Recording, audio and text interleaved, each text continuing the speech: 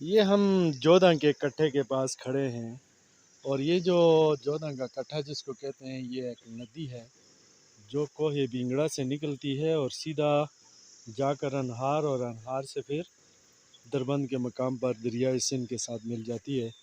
ये जो आपको गोल पत्थर नज़र आ रहा है ये पंचक्की का एक हिस्सा है और ये सामने पंचक्की जो वीरान पड़ी है ये अंदर से भी मैं दिखाता हूँ। देखें यहाँ पे सर्दियों में लोग आग जलाते थे और ये पंचक्की बिल्कुल जो ना सिर्फ ये साथ भी है ये बिल्कुल वीरान हो गई हैं।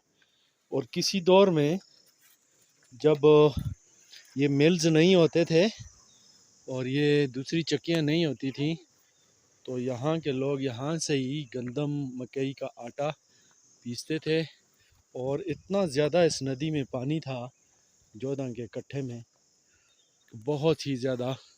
अभी मैं आगे आपको दिखा रहा हूँ कि उस पानी की क्या हालात हैं।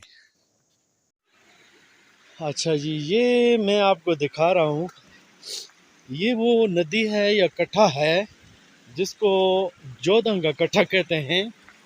ये कोहे बिंगड़ा या सिरी का जो जंगल है वहाँ से शुरू होता है और ये सीधा जाकर बांडी पड़ाव गांव है उसके पास से ये अनहार में शामिल होता है और वहाँ से फिर दरबंद के मकाम पर जाकर दरियाए सिंध में शामिल हो जाता है। तो ये जो कट्ठा है या ये जो नदी है ये ग्रेनाइट माइनिंग की वजह से ये तबाही का शिकार है।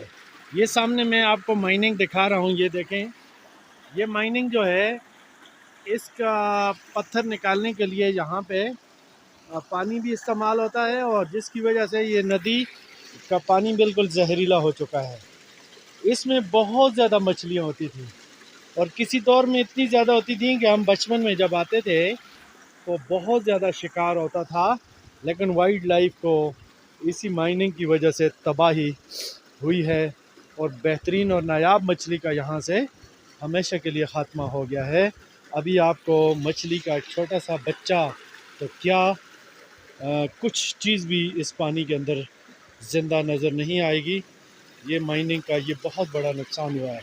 और दूसरा ऐसे आगे बहुत सारी स्कीमें भी हैं जहाँ से मुख्तलिफ़ गाँव को पानी जाता है, वो स्कीमें भी तबाह हुई हैं क्योंकि ये पानी काबिल इस्तेमाल नहीं रहा।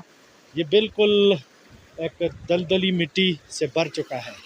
तो ये जी आपको थोड़ी सी मैंने इसके बारे में बताया।